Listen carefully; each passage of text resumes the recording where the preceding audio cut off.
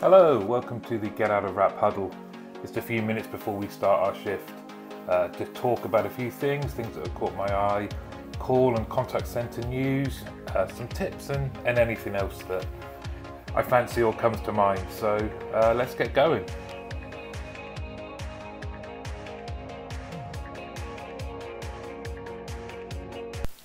Let's start with some news that caught my eye related to our industry. First of all, it is a YouGov poll. They surveyed over 2,060 odd people, 63 I think, and 93% of them wanted an outright cold call ban after being tormented by claims management companies with cold calls or texts about making personal injury compensation claims. You know, the ones where you say you've been in an accident. So for each of these, people had received on average 9 calls or texts in the previous year. Certainly from personal experience, that seems, I would probably reply the same way. 17% of those surveyed had at least 12 messages. Interestingly, this comes after the 3rd anniversary of the Financial Guidance and Claims Act, which transferred regulations of claims management companies to the FCA. It was meant to, through fines and bans, stop cold calling at that time, but it looks like it's still carrying on, and it's still a big problem. And I think it's a big problem for our industry because people associate, they kind of generalise, they get these type of calls, and you may have even had it as a response yourself when you say you work in call and contact centres, that people say it's you're behind those kind of calls I get for injury claims. I do make the distinction between cold calling and outbound, but I would be really interested in, I used to work in outbound, so I know it can be of benefit, and if it's done properly, which the majority of them are in our industry, they add real value and can let people know about relevant associated products to accounts that they may have that are really helpful, that they might not find out about in this kind of information heavy world that we're in. But I do think it means that outbound calling is going to need to change. It's probably coming to an end, but I'm no expert. I would love to know what people in the industry that are doing it right now think. And also, if anyone has some views on how best to stop this type of activity, and also the perceptions around it. The other bit of news I saw, which is far more positive, no less interesting, is you may remember a few weeks ago, one of the guests on the podcast was David Priest. David works for CueStory, and CueStory have been applauded by Frost & Sullivan.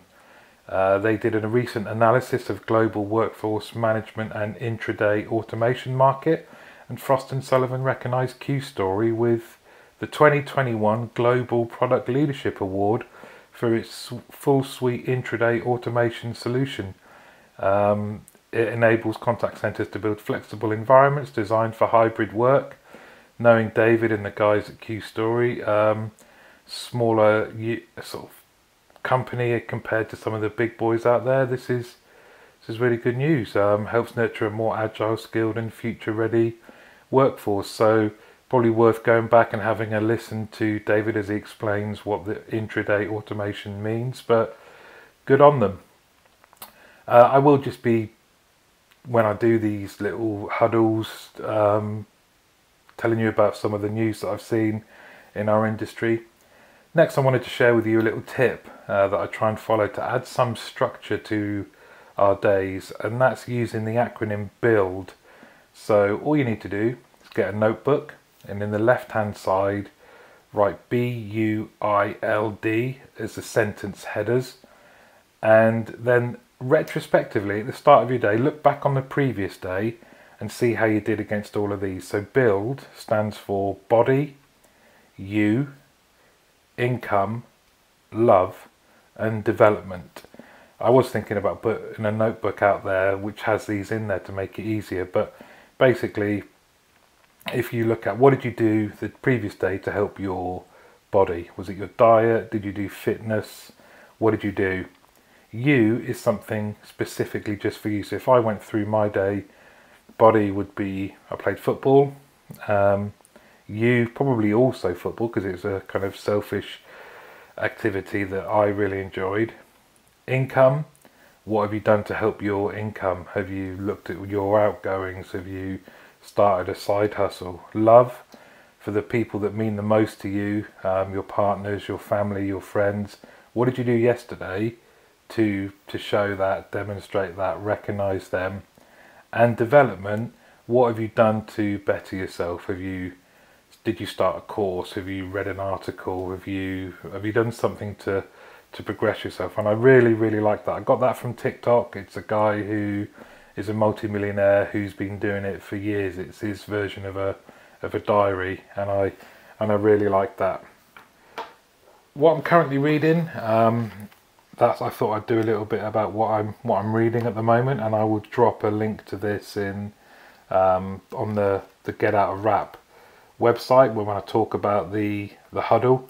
So go to getoutofrap.com and you'll see in the blog section when I talk about the huddles, I will drop the link to this book, but it's called Do the Work by Stephen Pressfield. I haven't finished it yet.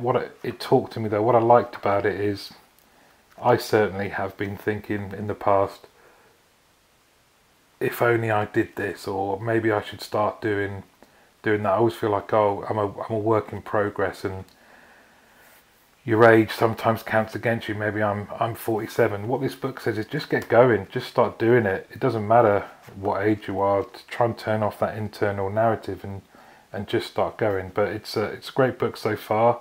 That's Do the Work by Stephen Pressfield. I will just keep doing some more of these huddles. I hope you have a lovely day today and you strive to be happy. I'm going to play you out with a little bit of music. This is Little Simz, Speed, from the album Sometimes what does it say? I can't read. My eyesight's terrible. Sometimes I Might Be Introvert, Little Simz, and the track is called Speed.